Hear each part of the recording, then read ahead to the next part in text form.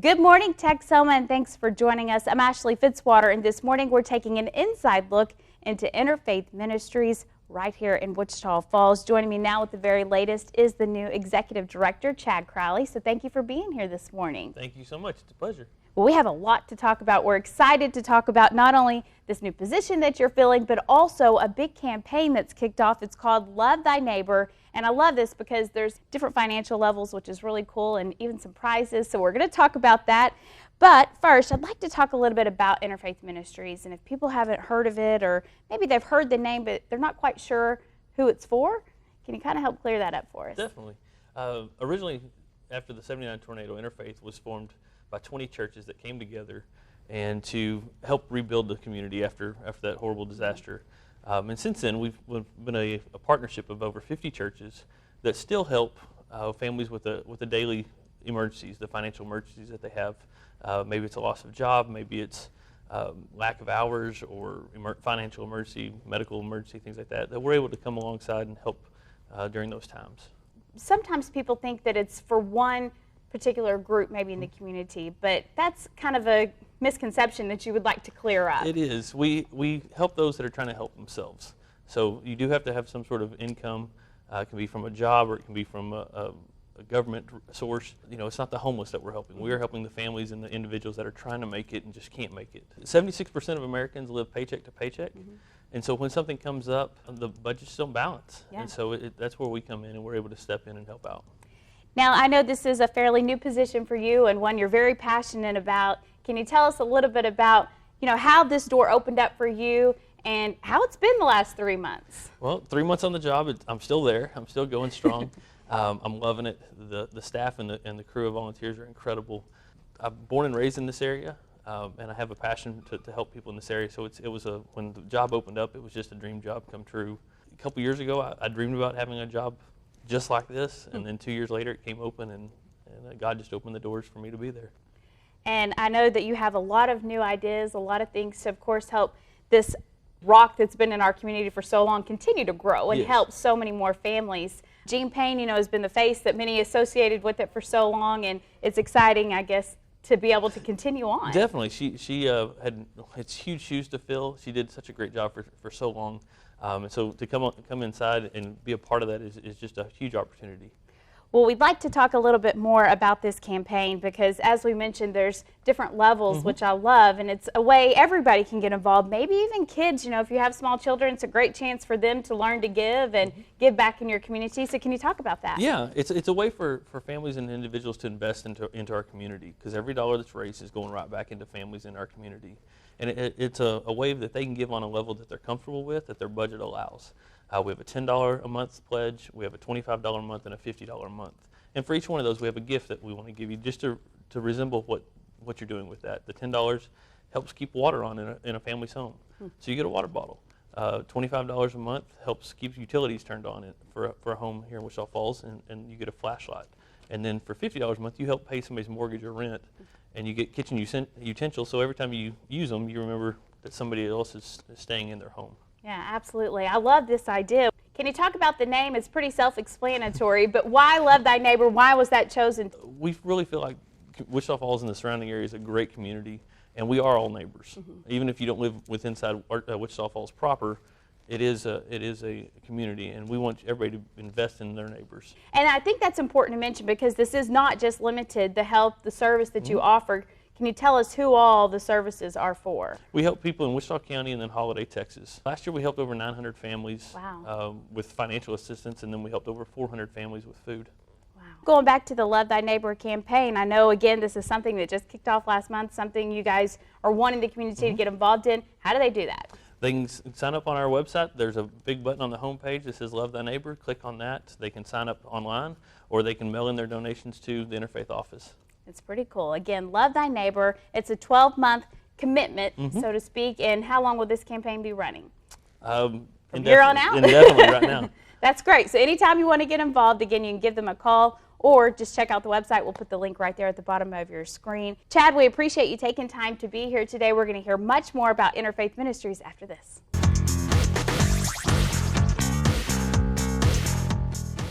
Welcome back to Inside Texoma. Once again, we're taking an inside look at Interfaith Ministries right here in Wichita Falls. Joining me now with much more on that is Mercy Sears. She is the administrative assistant, and also Byron Francois. He is the director of services. We appreciate both of you taking time to be here this morning. Thank you for having us. Absolutely. Well, again, just talking about Interfaith Ministries and all it does for our community.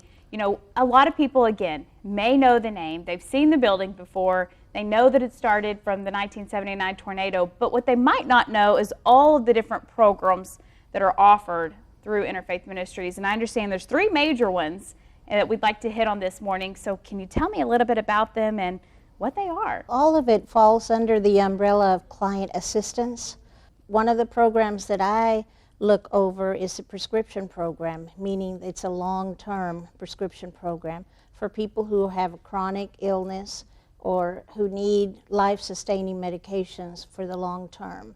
They do have to go through a specialized interview to be considered for that program, but it is something that very few agencies in town are able to offer, and we're proud that we've been in existence for about 20-something years, almost 25, because it really fills a need in the community, I think.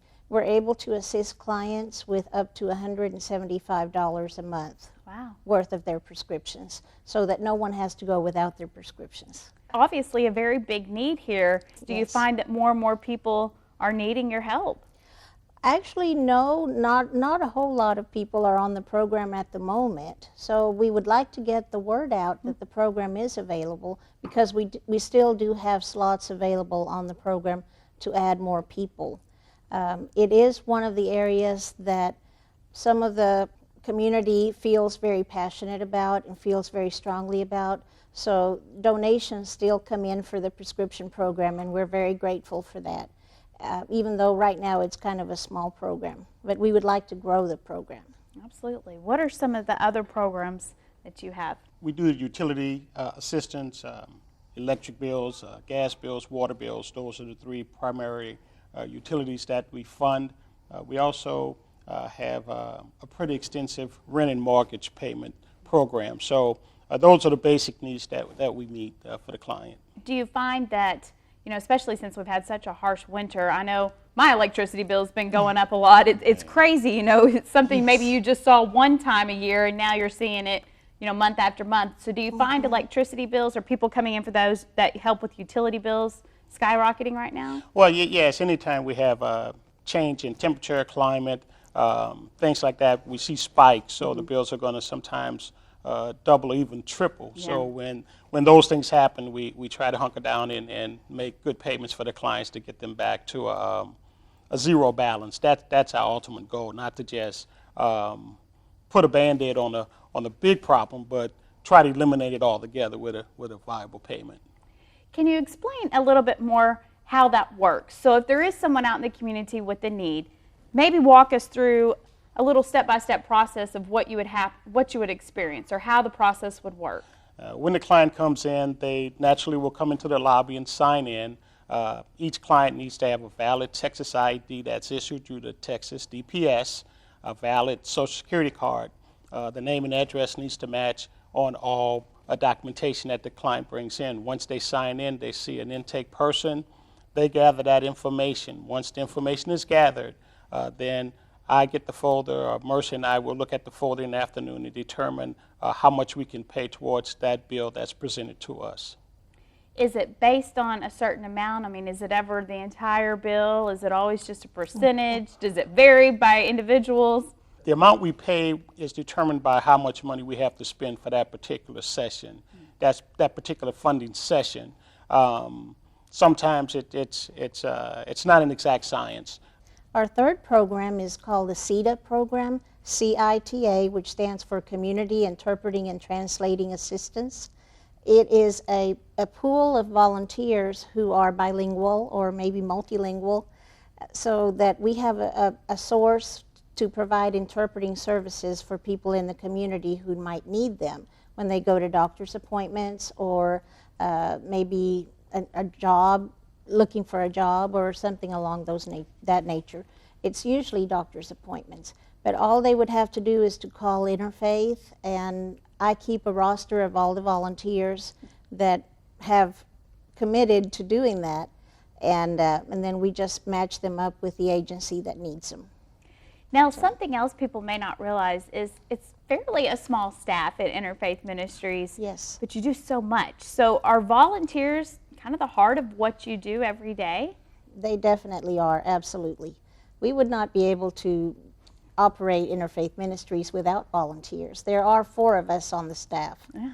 So, yes, volunteers are the heart and soul of Interfaith. How quick is the turnaround whenever you're helping to assist families and rent, because maybe they're already late, or maybe there's already a dire need at that moment? So I'm sure maybe that can put extra pressure on you guys to Well, to help. I'll put it to you like this. We try very hard not to work under other people's pressures or stress, because at the end of the day, we're going to do our best for the client. But the turnaround is swift. If a client comes in at 9 in the morning with a request for rent, they're facing eviction or foreclosure, with our payments, we're able to alleviate that within maybe a 20 to 30 minute time period. Wow, that's great. So it doesn't take us all day to get to it. Usually about 20 or 30 minutes, and we can have it done. That's great. Are you open to the public to come in for assistance every day? Is there a certain time that people need to come if they'd like to take advantage? How does that process work? We are open Monday through Friday, but our hours vary.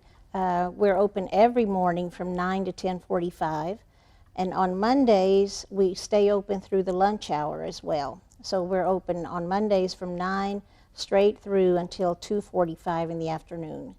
And then on Tuesdays and Thursdays, we're also open from 1 to 2:45 p.m.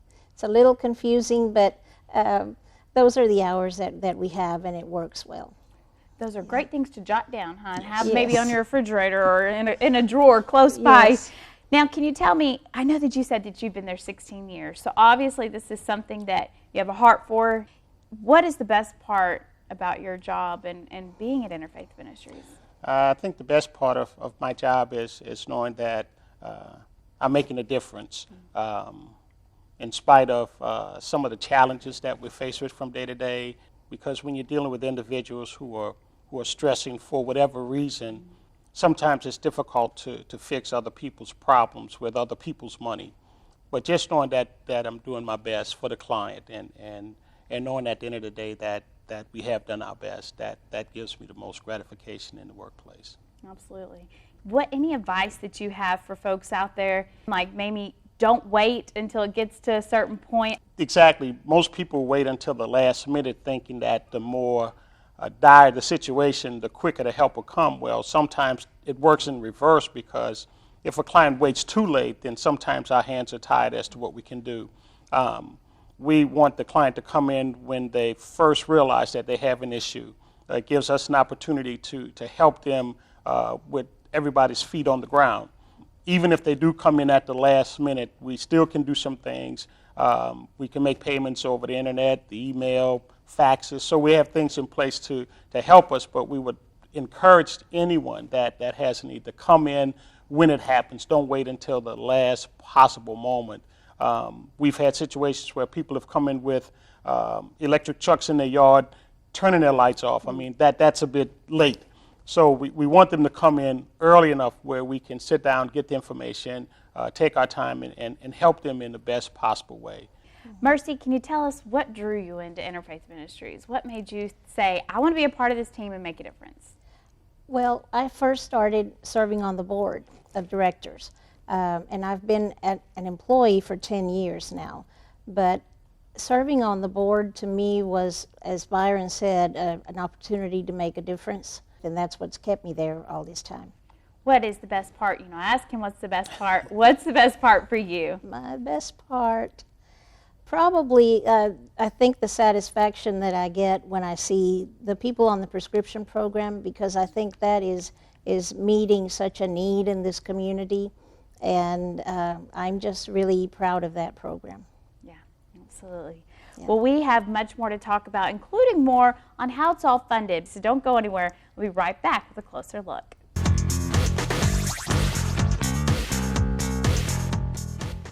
Welcome back to Inside Texoma. Once again, we're taking an inside look at Interfaith Ministries. Joining me now with the very latest is Carol Chatterton. She is the volunteer coordinator out at Interfaith. And Carol, we just appreciate you being here this morning. Glad to be here.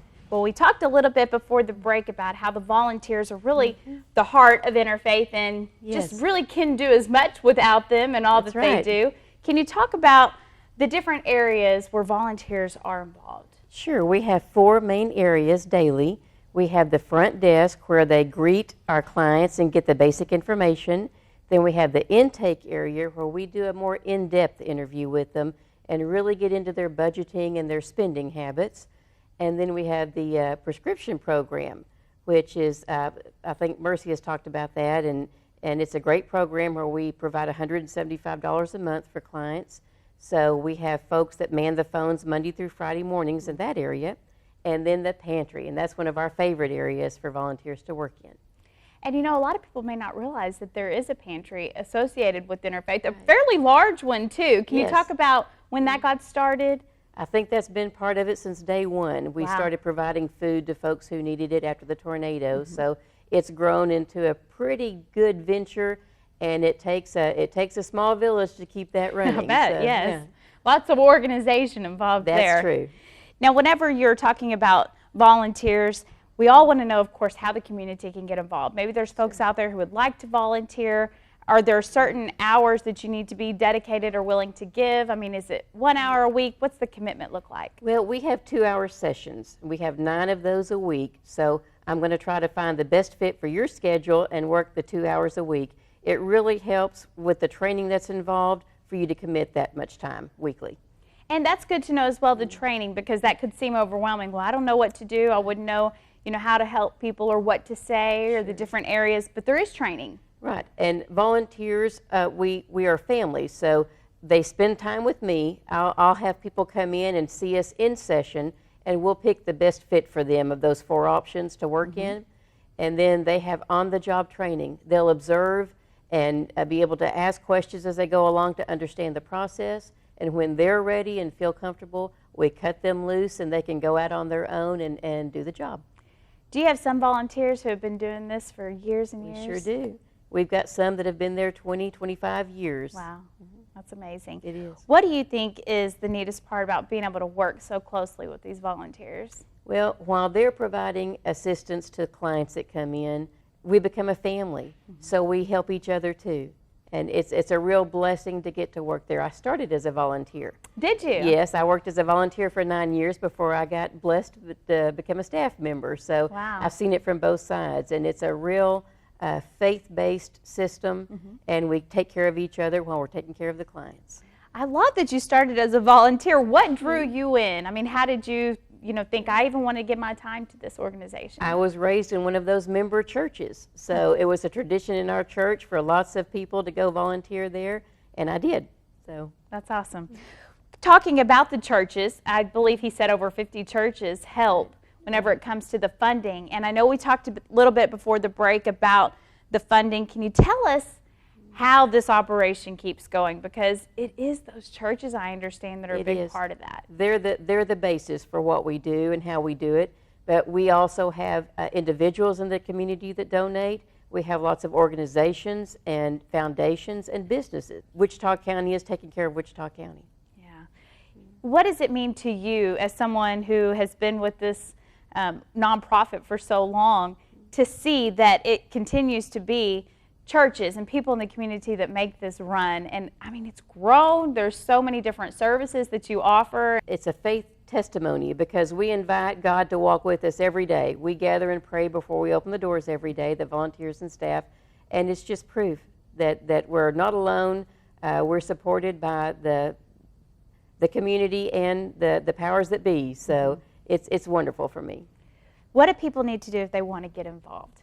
Call. Simply call 322-1365, and I'll set up an appointment to invite them in and tour the facility, and we can find the best fit for them. We've got folks who want to do food drives for us. Call. We'll talk about that. We still love to do the pennies for prescriptions. If you've got a group who wants to collect pennies for us, we'll find a good fit for you. So call and see what you can do. I love that. A great chance maybe for youth groups or different young organizations out there to kind of get involved. Civic groups. Yes, Sure. absolutely, and take part.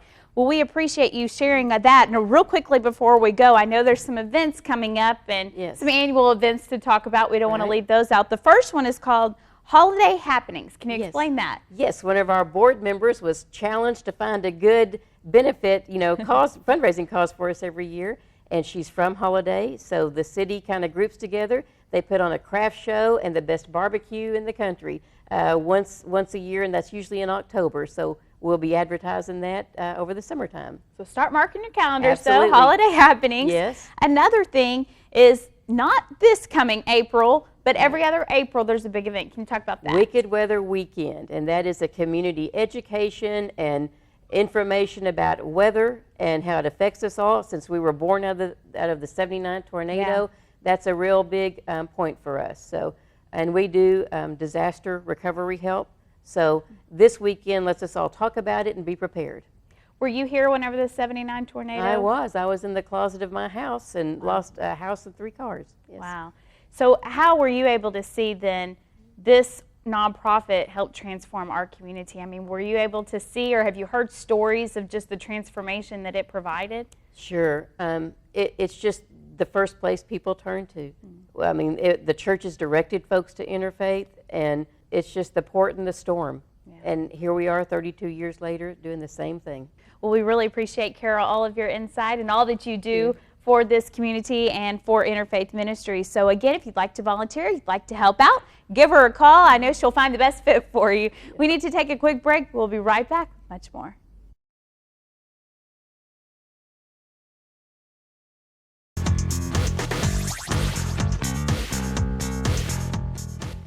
Welcome back to Inside Texoma. Once again, we're taking an inside look into Interfaith Ministries and really all of the different areas that they are providing right here for our community. And Chad, we've heard a lot about what you guys offer, what you do, how you operate. But again, the families are out there that you're reaching. Do you have a message for them this morning? We're there to help, and that's the biggest thing, is we are available for help. We don't care if you meet the criteria, we're there for help. They just have to come in or give us a call.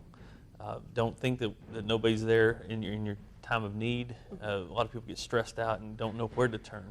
Turn to Interfaith. That's what we were set up for, and that's what we're there for. We have a great team of volunteers they talked about that are there to meet you, treat you like a human, treat you like a person, and really just walk you through your situation. I know that you've only been in this position for about 3 months now, but I'm sure you've already seen things that have just made you know, this is why I'm doing this. This is why I'm in this position. Can you share anything that kind of stands out in your mind? Well, when you have clients that are afraid to come in the door, and volunteers walk to the door and really open the door and greet them and escort them in and walk through the process with them, and then we're able to help them financially and get them through the situation, that just changes your life. Yeah. And when you can see families that are truly impacted financially and the situation's truly changed, that makes it all worthwhile. Anything that you'd like to say to those who help donate, or maybe those who want to get on board with this Love Thy Neighbor campaign, and how important their funds are, because we know at times it can be a sacrifice, to set aside some of that money and dedicate it to maybe a nonprofit or a charity of some sort.